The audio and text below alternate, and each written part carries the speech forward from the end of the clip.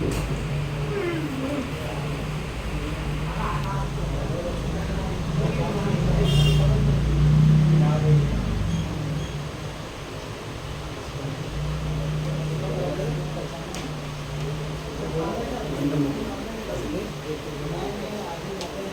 बहुत धन्यवाद आदरणीय मीराला बौद्ध जी और अखिलेश जायसवाल जी का। साथियों आगे चलते हैं।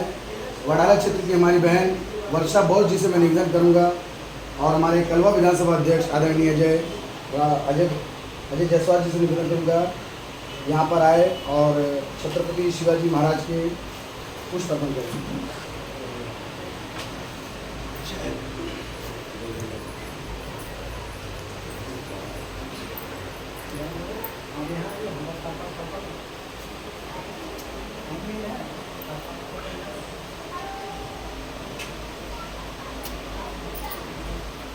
वो हार भी देनी चाहिए। हाँ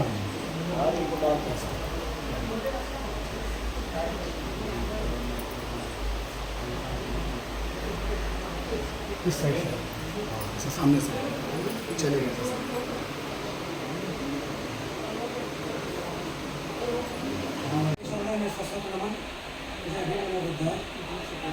भारतीय संविधान के निर्माता बाबा साहब डॉक्टर भीमराव अम्बेडकर जी को सशक्त नमन और जय भीम नमन। साथियों, हमें अपार खुशी ये है कि आज इस बैठक में हम आप लोग को आमंत्रित किए हैं और संडे की वजह से, बरसात की वजह से आप लोग अपना कीमती समय मुंबई शहर में दिए, इसके लिए आपका बहुत आभार व्यक्त करते हैं।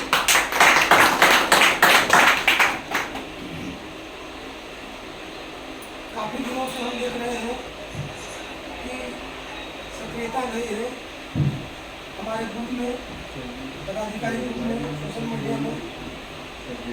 तो हमें समझ में आया कि इसकी शुरुआत क्यों नाम से, इसलिए हमने आगे बैठक लगाया है। अच्छा, सोशल मीडिया में पदाधिकारी ग्रुप में एक व्यक्ति और है, आप लोगों ने नोटिस नहीं किया होगा, उनका नाम है नवल किशोर। ऐड लिख के आता होगा, मैसेज करते हैं नवल किशोर। अच्छा, उन्हें कोई न देखा है न उन्हें कोई जाना है। उन्हें पोस्ट क्या मिला है? आगरा जिलाध्यक्ष। आगरा जिलाध्यक्ष वो हैंडीकैप है, हाथ और पैर से अपाहिज है, हैंडीकैप है और वो एक सिंगर है। उनका यूट्यूब चैनल चलता है टोनी स्टार के नाम से। बताइए, जो बंदा हाथ और पैर से विकलांग होते हुए, नवल किशोर, आपके चाहे अजय जी का मैसेज है, चाहे राजकुमार जी का मैसेज है, आपने लोगों ने नोटिस किया है यह व्यक्ति हमेशा मैसेज कर रहा है, किस प्रकार दे रहा है, क्यों दे रहा है? किसी का रोल यहाँ पर है, किसी का रोल न रहकर भी यहाँ पर है। वो समाज में आर्थिक मजबूती नहीं दे पाते, न उनके पास कार है, न कुछ है, विकलांग है, फिर भी यूट्यूब के चैनल के माध्यम से जो इनकम आता है वो घर का खर्चा चलाते हैं। और हमारे संगठन के लिए भी वो हर समय बड़े बड़े कार्यक्रमों में डोनेट करते हैं। तो सोशल मीडिया की पावर देखिए। नवल किशोर जी आगरा से जुड़े, अभी तक न सुचित मिले हैं, न सुनील मिले हैं, न अखिलेश जी मिले, न उदय जी मिले हैं, न अजय जी मिले, कोई नहीं मिला हुआ है, लेकिन वो सक्रिय इन लोग से ज़्यादा है। इसलिए में वोट था, अभी 9% है। जो डर गए, जो महात्मा गांधी के हरिजन हैं, वो डर गए, लेकिन हम लोग डरने वाले में से नहीं हैं। व्यक्ति के कुछ ही लोग हैं जो बाबा साहेब के कारवां को आगे बढ़ाने का काम कर रहे हैं।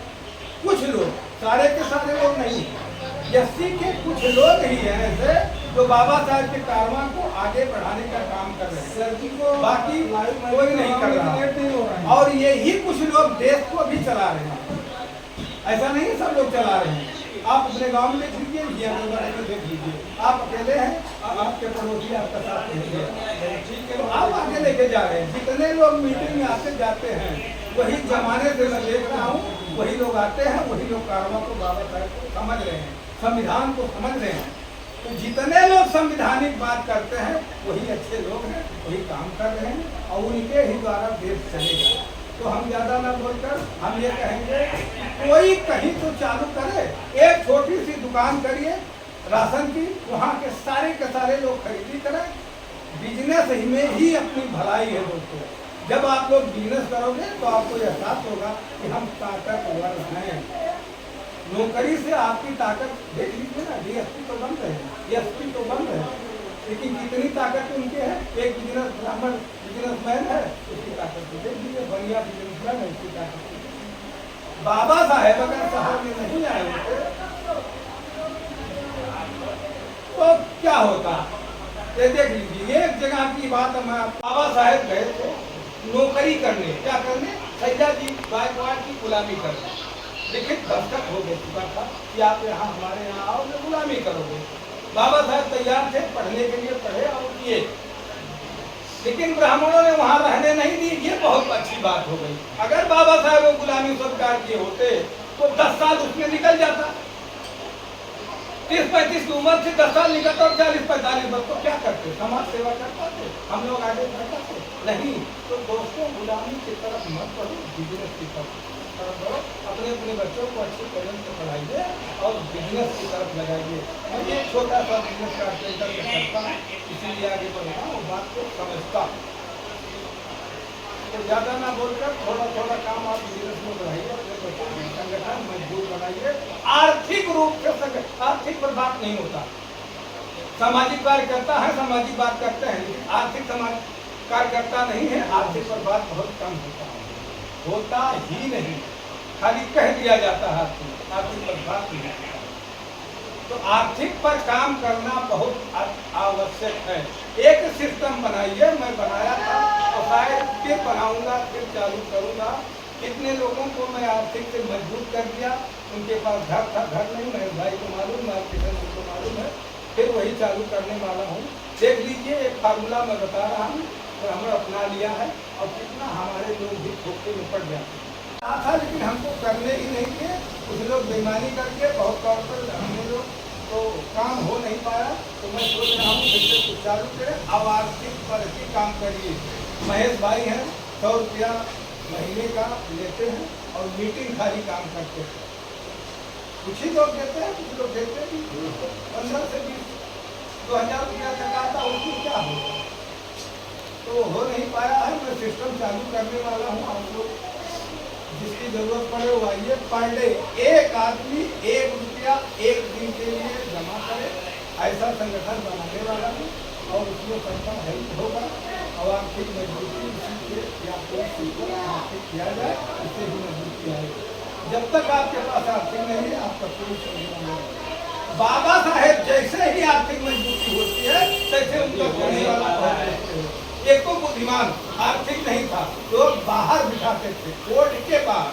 अगर उनके पास भी पैसा होता वो भी अंदर बैठते। तो पैसा ना होने के कारण, बुद्धिमान होने के कारण, पैसा ना होने के कारण उनको बाहर बिठाते। तो दोनों काम जैसे जैसे बाबा साहेब आर्थिक मजबूती होते गए, वैसे वैसे बाबा साहेब का सम्मान होता गया।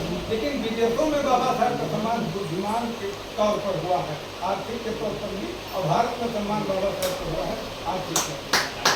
उन्होंने बताया बिल्कुल सही, हमारे लोगों को करना ही चाहिए, लेकिन करते क्या बोल रहा है, 27 रुपया पर डे ये करना चाहिए हमारे लोगों को, नहीं कर 27 रुपया 27 रुपया पर डे जमा करिए। और आपका एक्सीडेंट होता है तो 4 लाख 3 लाख 2 लाख जैसा होगा सिस्टम में वैसा देंगे। तो 99 में 100 में एक का हाथ पर एक्सीडेंट होता है, 99 पैसा तो एक ही तरीका। अब बताइए मैयत क्या होता है और शादी क्या होता है। जब एक ही तरीका चल रहा है, एक ही खान पान, एक ही उठक बैठक, एक ही बातचीत, तो मैयत क्या होता है और शादी क्या होता है, कुछ तो फर्क होना चाहिए। यहाँ देखता हूँ स्मृति दिवस मनाते हैं हमारे लोग, हम भी चाहते हैं स्मृति दिवस बताते हैं, वही बात वही ताली, वही जन्मदिन मनाते हैं, वही बात वही ताली, दोनों में क्या फर्क है।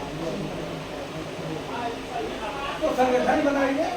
कहने का मतलब हमारे ये है कि हमारे लोग मजदूर हैं, तो मजदूरी करें तो किसके यहाँ करें। आज यहाँ मीटिंग कर रहे हैं, कल सुबह उठेंगे वही कहाँ की गुलामी करने चले जाएंगे। इतने मजबूर बाकी कहाँ जाएंगे, वहीं तो जाएंगे। तो वो काम नहीं कर सकते, अगर वेतन नहीं कर सकते तो छोटा मोटा बिजनेस तो कर सकते हैं। बाबा साहेब की भाषा में गरीबी अगर दूर करना है, सम्मान ज्यादा पाना है, तो आप लोग शहर की तरफ भागो। और जब तक शहर की तरफ भागोगे नहीं, तब तक आपका को सम्मान देने वाला कोई शहर नहीं। खाने पीने की व्यवस्था ठीक ठाक रहने की व्यवस्था, यहाँ जाति कम पूछी जाती है, पहचान वाला मिलता तो जाति पूछता है, नहीं तो कोई नहीं पूछता। देहात में सबको पता चला जाता, तो शहर की तरफ भागो। तो भाई साहब, हम लोग चालू करने वाले थे 3-4 बरस पहले, लेकिन हो नहीं पाया। कभी सेवा के तहत शुरू करने वाले हो नहीं पाया, और ये काम कोई संगठन नहीं कर रहा है कि हमारे लोग मजदूरी करें तो किसके यहाँ करें। वेंडर हमारा कोई है, तो वेंडर कोई बने, आज तक नहीं। आज अपना जलवा दिखा ही दिया, आप लोग देख लीजिए सामने। हम लोग बहुत ओबीसी लगे थे, लेकिन ओबीसी ने अपना जलवा दिखा ही दिया। लोग संविधान का नाम लेते हैं, हाथ में आप देखे होंगे आप, लेकिन संविधान के अंदर क्या है वो बताते नहीं। संविधान बताकर हमको इस जो अभी वोटिंग पड़ा है इसमें डरवाया गया। हम सब क्या तो संविधान बनाओगे। बाबा साहेब आर्टिकल 368 ऐसा लिख के गए हैं, संविधान को कोई हाथ ही नहीं लगा सकता है।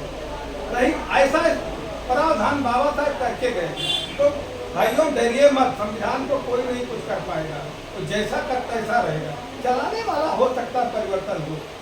संविधान आर्टिकल 30 और 32 में लिखा आरक्षण, आरक्षण कोई हटा नहीं पाएगा। आरक्षण में कोई समय बाबा साहब नहीं लिखे हैं। कितने समय? समता और स्वतंत्रता। स्वतंत्र से जब आप सब बराबर हो जाएंगे, तो कहाँ हम बराबर हो पा रहे हैं। तो संविधान डरवाने का काम किया जा रहा है, संविधान हटाने का काम किया जा रहा है। न संविधान से डरिए और न संविधान से कोई ऐसा समझिए कि संविधान का नाम लेकर उनको जिता दिया जाए। करना ही हमको करना है। सही बात, छोटी दुकान करने के लिए तो हम ब्राह्मण के यहाँ ही जाते हैं। तो हमने सोचा था डिमांड बनाने के लिए, लेकिन हो नहीं पाया। बहुत कोशिश किया, डिमांड होता है तो अपने लोग अपनी जगह से खरीदी करके अपना एक बिजनेस बढ़ा रहेगा। आज यहाँ जरूरत पड़ेगा, आप फोन करिए, हमको 10-20 हज़ार रुपये चाहिए, बड़ा सा बड़ा कार्यक्रम लगाइए। हमने कई कार्यक्रम लगाया, ऐसा नहीं है ज़्यादा एरिया में लगाते थे, तो देखा भाई कहा आने को तैयार नहीं, और हम लोग संगठन नहीं हो पा रहा है। तो हम चाहते हैं कि बाबा साहेब की बात आगे बढ़ाने के लिए बीमारी बढ़ा पार्टी है, पार्टी लेवल से बढ़ रहा है। जब तक दिल्ली का सत्ता हम लोगों को नहीं मिलेगा, तब तक हम ऐसे ही रहेंगे। और ये पंजाब मराठी होते हैं, मद्रासी ये एक संगठन है। हम बहुत लोगों से कह दिया कि भाई कम से कम जो हमारे पर प्रांतीय है, कम से कम 2-4 यहाँ के लोग होना ही चाहिए। और ये लोग जब मीटिंग करते हैं तो पर प्रांतीय को बुलाते नहीं, और ये लोग पर प्रांतीय इनको नहीं बुलाते। ये कमी कब दूर होगी पता नहीं। वामसेठ में है ऐसा संगठन, वामसेठ है जो सारे के सारे लोग आते हैं, लेकिन हम लोग इसमें देख रहे हैं या ये लोग आते नहीं, या तो हम लोग बुलाते नहीं, या वो लोग बुलाते नहीं, हम लोग आते नहीं। ये कमी कब दूर होगी? या फिर निवेदन है कि कम से कम 2-4 तभी संगठन होगा। संगठन का मतलब गठन तो तभी होगा जब सब लोग गठन में रहेंगे, संगठन में रहेंगे। ये हो गया संगठन, ये काम करना अति आवश्यक है। बाबा साहेब की भाषा में बोले तो गुलामों की गुलामी का एहसास दिला दीजिए तो गुलामी की बेड़ियां तोड़ देंगे। तो एहसास तो हो गया, लेकिन बेड़ियां कब तोड़ेंगी? वो काम दोनों, गुलामी का एहसास हो रहा है, लेकिन बेड़ियां नहीं टूट रही। ये हमने देखा है, आंखों से ही देखा है। अभी गांव में था, देखा, एक जगह शादी में गया तो देखा। आज फेसबुक पेज पे 8 लाख फॉलोवर्स है अगर मुझे के, तो उस सुनील जायसवाल जी की वजह से है। उसमें 1% मेरा भी नहीं होगा। हाँ, ये चीज़ है, हम अपने लिंक को भेज के लोगों को जोड़ने की प्रयास कर सकते हैं। सोशल मीडिया ही आज हमारा पावर है। बाकी तो आज मीडिया भी अगर न्यूज़ चैनल के भरोसे रह गए तो वो मीडिया काम नहीं आने वाले। तो सोशल मीडिया की ये सभ्यता है। व्हाट्सअप इससे कोई लेन देन नहीं, व्हाट्सअप एक पर्सनल पे रह जाता है। अगर सोशल मीडिया का प्लेटफॉर्म अगर कुछ है, फेसबुक है, इंस्टाग्राम है, एक्सप्लोजर ट्विटर है, ये 3 मीडिया ऐसी है जो सोशल मीडिया है। और इसको चलाने के लिए कभी कभी हमको बच्चों से ही सीखना पड़ता है, हमें नहीं। यही बात है, हमारे घर के बच्चे ज़्यादा जानते हैं, हम कम जानते हैं।